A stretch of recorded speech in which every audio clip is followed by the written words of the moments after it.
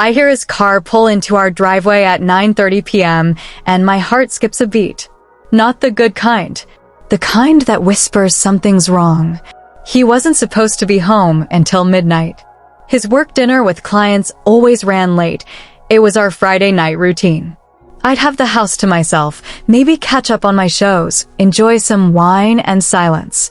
But here he is, 3 hours early, and I can feel my world shifting before he even walks through that door. If you're drawn to raw, emotional stories that explore the messy, complicated reality of love and betrayal, you're in the right place. Subscribe to Tales of Lust and hit that notification bell, because tonight's story will take you on a journey through the darkest corners of the human heart. I'm curled up on our cream-colored sofa, the same one we picked out together 2 years ago. The one where we've shared countless Sunday mornings, where he'd rest his head on my lap while I played with his hair. Tonight, it feels like foreign territory. I hear his keys hit the ceramic bowl by the front door, our little tradition to keep them in one place. But something's different. Usually, they land with a confident clink. Tonight, they rattle, like his hands are shaking. "Hey babe, you're home early," I call out, trying to keep my voice light, casual. But inside, my stomach is churning. There's this electric tension in the air, like right before a thunderstorm when everything feels charged and dangerous.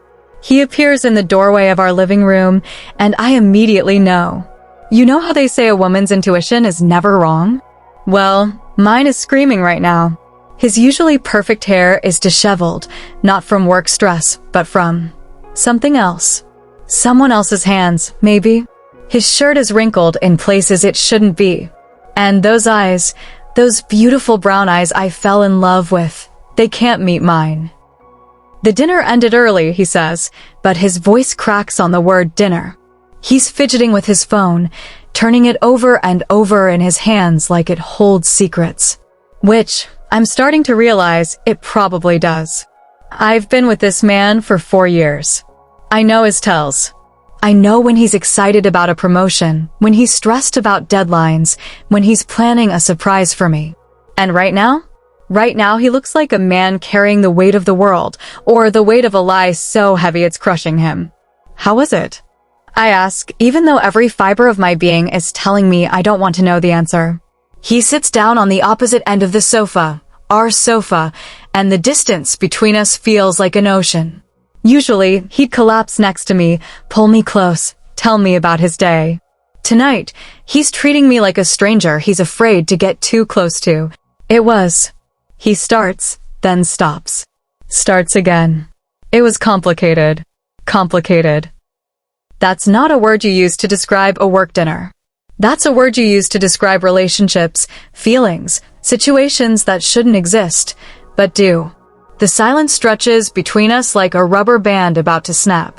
Outside, I can hear the first drops of rain hitting our window. Perfect. Even the weather knows something's about to break. "Jake," I say his name softly, and he flinches like I've struck him. "What's going on?"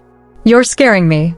He finally looks at me, really looks at me, and I see something that makes my blood run cold. Guilt. Pure, devastating guilt. But there's something else too, relief. Like he's been drowning and is finally ready to come up for air, even if it means destroying everything in the process. "We need to talk," he says, and those 4 words hit me like a physical blow. Has anyone in the history of relationships ever followed, "We need to talk" with good news? I don't think so. The rain is coming down harder now, drumming against the glass like it's trying to get in, trying to wash away whatever's about to happen in this room. I pull the throw blanket tighter around myself, suddenly cold despite the warmth of our home. "Okay," I whisper, because what else can you say when your world is about to crumble? He takes a deep breath, the kind you take before jumping off a cliff. The dinner, it wasn't a work dinner. Time stops. I swear to you, time actually stops. The rain, the ticking of our grandfather clock, even my heartbeat, everything just freezes. Because in that moment, I know everything I'm about to hear is going to change us forever. "What do you mean?"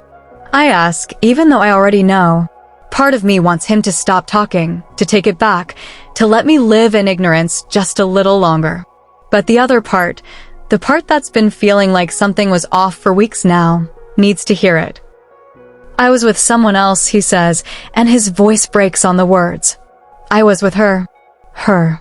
Not a colleague or a friend. Her. Like she's someone real, someone who matters, someone who's been sharing pieces of my boyfriend that should have been mine. I feel like I'm underwater. Everything is muffled and distorted. How long?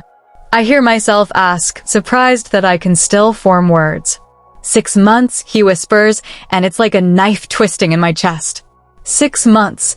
Half a year of lies. Half a year of me thinking we were solid, that we were building something together, while he was building something with someone else. Tonight was supposed to be. He continues, but then stops himself. Supposed to be what? I demand, finding my voice. What was tonight supposed to be, Jake? I was going to break up with her, he says, tears starting to stream down his face. I was going to end it and never tell you. I thought I could just bury it and we could go back to normal. But there's something in his voice, something that tells me there's more. But? I prompt. But I couldn't do it, he sobs. I got to the restaurant. I saw her sitting there and I realized I love her too. Love. He loves her too. Not just a physical affair. Not just a mistake. Love. The kind of love I thought was reserved for me, for us. The kind of love that builds futures and shares dreams. I'm numb. Completely, utterly numb. I should be screaming, throwing things, demanding answers. But instead, I just sit there, holding this blanket like it's the only thing keeping me from falling apart completely.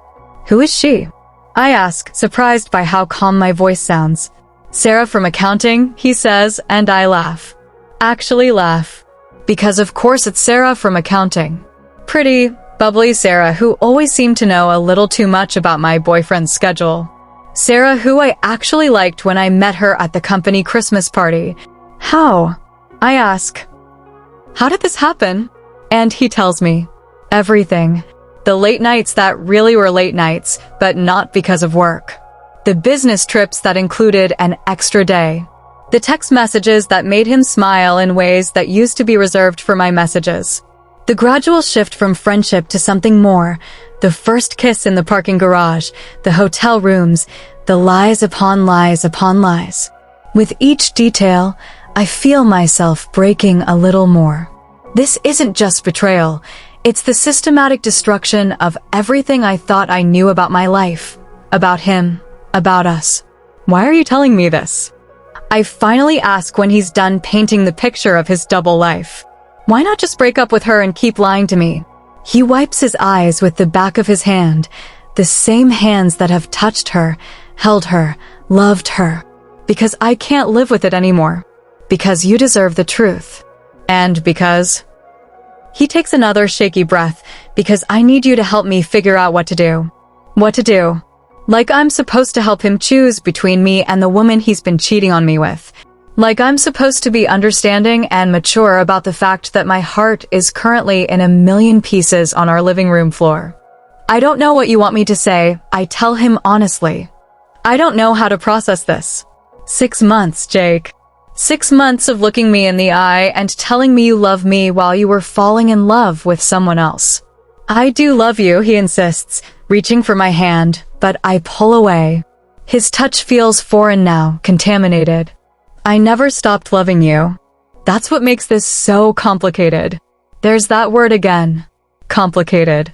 Like this is some math problem we can solve together instead of the complete annihilation of trust and faith.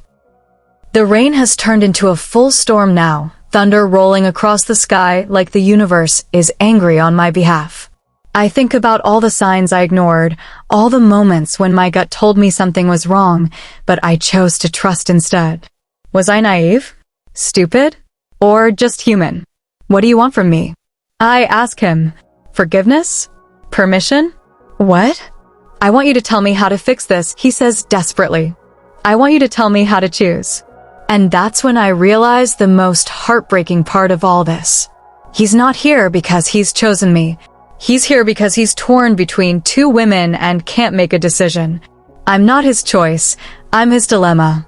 You want me to make it easy for you, I say, the realization hitting me like a truck.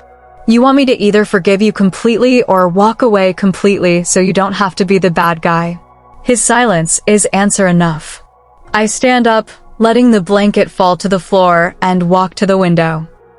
The storm outside mirrors the chaos inside my heart. I can't do this, I say quietly. I can't sit here and help you figure out whether I'm worth choosing. That's not what I'm asking, he protests, but we both know it is. Go, I tell him without turning around.